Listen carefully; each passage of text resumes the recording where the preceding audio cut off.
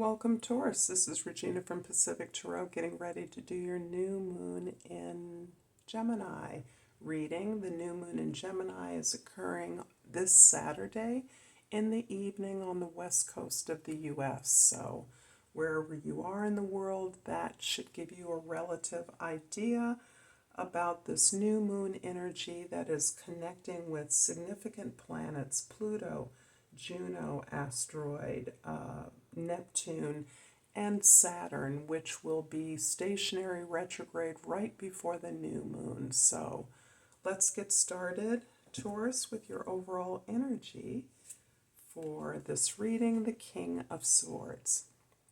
The King of Swords is indicating your ability to gather new information, to be curious about the experiences that you've had, to interrogate, question, examine your own beliefs, ideas, and to receive inspiration as you pursue your own truth. Pursuing your own truth can necessarily mean measuring your experience against the experience of others, relating your experiences, the truth of your experiences, to what others have experienced, understanding better their different experiences than yours. All of those things are part of amplifying your understanding, your perspective, and your openness to understanding, sharing, receiving new ideas. This means engaging in conversations where you listen and try to apply what others are telling you to your own experience, rather than you necessarily being the font of wisdom or rationality. However, this is bolstering up your authority in that regard. You are logical, you are able to strategize with a sense of dispassion, detaching your powerful emotions from whatever is at issue here so that you can make the best choices, understanding that the way you think, your ideas, your beliefs are what create your reality. And you're understanding this better and therefore better empowered to create the reality that you seek, that you desire. In the 10th house, we have the Seven of Pentacles. Sevens are a confirmation in many ways of your area of expertise. You're reviewing the efforts you've made, perhaps at a particular job, with regard to a certain project, in your relationship to your position in the community or in an organization, and you're looking at the work you do and the rewards you receive for that work. You're looking at changing it, at magnifying it, at amplifying it for sure, as there is a subtle sense of dissatisfaction with the rewards that you're receiving at this point. You really want to work smarter rather than harder, at least for the same rewards. And you're looking to receive more for your effort. But this is a clarity that you are on the path that is best for you. In the first house, we have the Two of Pentacles. And the Two of Pentacles is about your really processing the old way you used to do things, your former understanding of what was necessary to be abundant, to be stable and secure, to be safe, with a new opportunity that you have to focus on your stability, your abundance, to grow your wealth, to grow your money. And as you are understanding the opportunity, you don't have all the time in the world to approach this in the methodical way that you would ordinarily approach something. Instead, you are grasping this opportunity based on your experience. You know that you can learn as you go. So you're more or less jumping in, learning as much as you can while you're in the process of applying, grasping this new opportunity, expanding on your growth, moving in a new direction, perhaps moving into territory that is not familiar to you. So this is you riding the roller coaster of your material experiences, the highs and lows of your money, and really managing that with an eye to greater abundance in your future. In the fourth house, the house of your foundation, your family, your home, the Five of Wands is very much a reflection of your family. This card does not reflect the sense of challenge that or conflict that sometimes can occur superficially. Rather, this card indicates the unity of a group in finding a solution, in resolving a conflict, in understanding that with one individual person does not have the answer, the solution, however, together joined with a sense of individual expertise, knowledge, intuition, gifts, you can put together, puzzle together, piece together a solution that solves the challenge for all its members. So this is about really focusing on the changes that you want to make. Most particularly for some of you, it is about your home, it is about your family. And those changes you want to make you feel uniquely empowered based on your experience to solve this problem with a clear end in goal, end in sight. The seventh house, the house of your significant others, we have the Two of Swords. This is about your relationships, the choices you may feel or may sense you are capable of making at this time, even a crossroads, a way in which you understand that you are leaving behind or have the opportunity to leave behind a former truth, a former understanding of what relationships could be, can provide, and what you can learn from those. You're now understanding that you have a choice, that the choice has always been yours, but that it requires a real, almost brutal honesty with yourself. And when you are experiencing this ability to go within and look very honestly at your actions, the consequences of your choices in the past, you're recognizing that you need more information. And you're getting that more information, but it is reliant upon your self-reflection and your self-honesty. This can be very difficult. This can be painful because it's easy to look outside of your own experiences.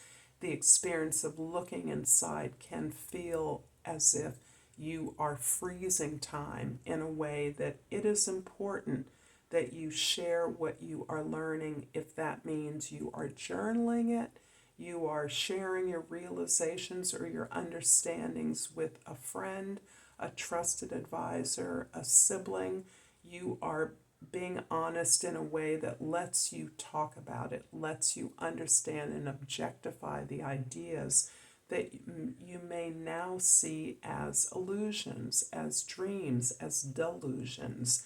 And instead, as you explore this crossroads you feel yourself to be standing at, you are recognizing the more information you receive by looking within, that there are many, many infinite possibilities that you are coming to see as you do the work. I'm going to clarify the Two of Pentacles here with the Moon card. This is really kind of filling out, not only you have two twos. Twos are always about reflections. If we think about the High Priestess card, number 2 in the deck, we think about the ability to reflect deeply on our past, on the invisible allies and self-knowledge that that is available to us. The Moon card is really a lead in to this self-reflection, this honesty with self, by acknowledging that there are invisible forces that support you. There may be questions that you have about your background, your culture, your ancestors, family members, living and past, that you can access through your dreams, through your prayers, and through your meditations. This is a card that says you will benefit greatly by meditating, greatly by journaling, greatly by praying. Whatever way in which you ritualize your self-reflection, you will benefit greatly. There is infinitely more information and within your subconscious energy that has such a powerful influence over our conscious actions, that you are now taking the time to go into that place where you look back at experiences you thought you had enjoyed or been through in one particular way. This may be an opportunity for you to reconnect with someone from your background, your family, that has been there for you, perhaps in a very invisible way, someone who's passed over recently, really having conversations with that energy, being open to the love that you may feel from an ancestor that is there, observing you, protecting you in their way. The Five of Wands in the fourth house is clarified by the Seven of Wands. This is another seven, and this is really about your ability to set clear boundaries.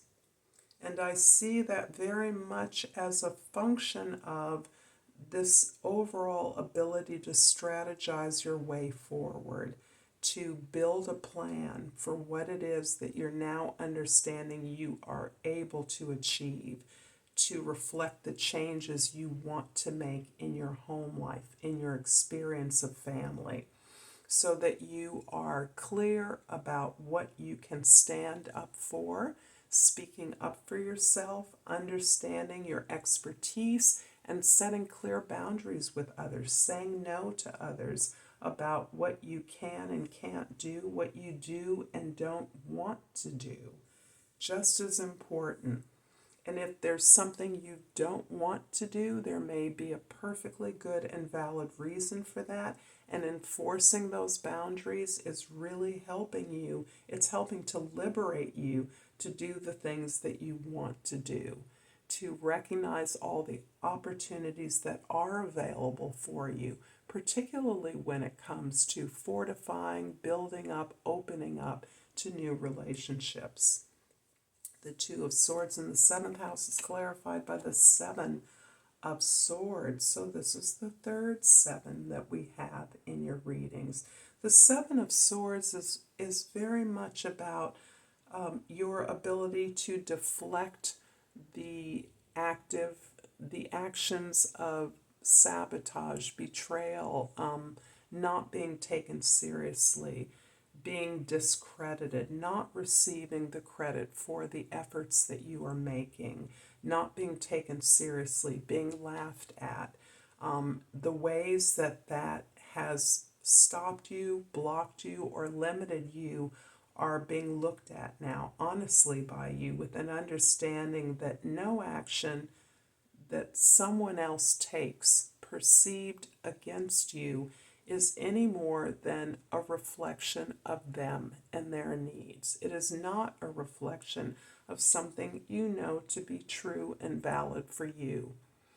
Where this is something that has absolutely damaged your past relationships, it has hurt you in your efforts to grow your capacities, your skills, you now recognize that in fact, resistance from others can often be a measure, an indication of the value, the importance of your ideas and your efforts, a confirmation that when others notice and resist and feel it's important that you know that your ideas are not of value, that in fact that is a confirmation that you're doing something that is really right for you. and that their fears are that you will suppress them, that your efforts, successful efforts, will be a judgment of them. It's their fears that they are responding to. You can't do that. Doesn't reflect something you can or can't do, but reflects their sense of what they can or can't do, or what you're not supposed to do. So you're really maturing in terms of your recognition that these resistances sometimes are there for the purpose of fortifying your efforts, checking your efforts, receiving information, picking your battles, so that you indeed are better strategizing, better planning, better moving forward, more aware of your capacity and your skills to achieve something. The Seven of Pentacles in the 10th house is clarified by the Five of Cups. This has to do with another aspect of your relationships. This is where you may have looked at the losses in your experiences of the past, not necessarily looking at the gifts and lessons that you gained from those losses.